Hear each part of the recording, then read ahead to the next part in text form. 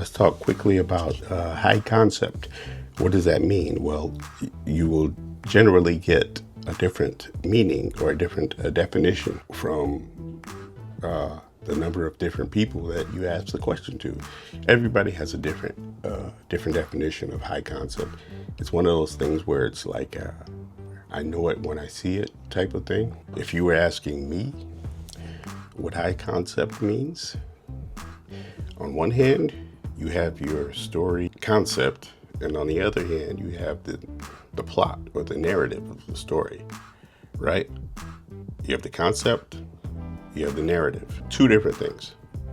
Well, in high concept, they're joined as one, right? They're inseparable. So if it's a high concept project, and someone says, "Well, tell me the concept," and you tell them mosquito blood, preserved mosquito blood to get DNA from dinosaurs and bring dinosaurs back to life. That's kind of the concept.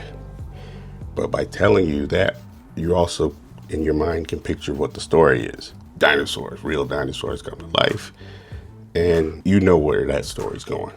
So by telling the concept, you're also telling the story. It goes the other way too. So if you tell somebody a high concept, but you tell them the narrative, like the story part of it, then the concept is also baked in. For instance, look at the movie Groundhog Day.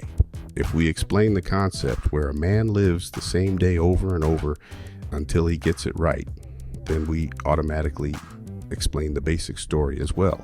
Concept and story are stuck together like strands of DNA where we can't take one without the other. And that's what makes something high concept, in my opinion. When your concept and your narrative are inextricably intertwined together, that's what makes it high concept, as opposed to stories where it could be a love story where two people fall in love, blah, blah, blah, blah, blah. But it could be in space, it could be the Old West, it could be in an office building. You know, the concept and the narrative are not intertwined like that. It's not high concept. That's what, to me, that's what high concept is. When they're locked together, like Jaws. You know, that's pretty high concept. High concept doesn't necessarily mean a better story. It just means the concept is the story and vice versa. Well, that's it for this one.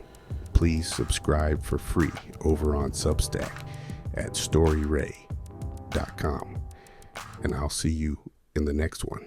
If you would like to book a private 30-minute story consultation on Zoom, please go to storyray.com and navigate to the Story Development and Consulting section.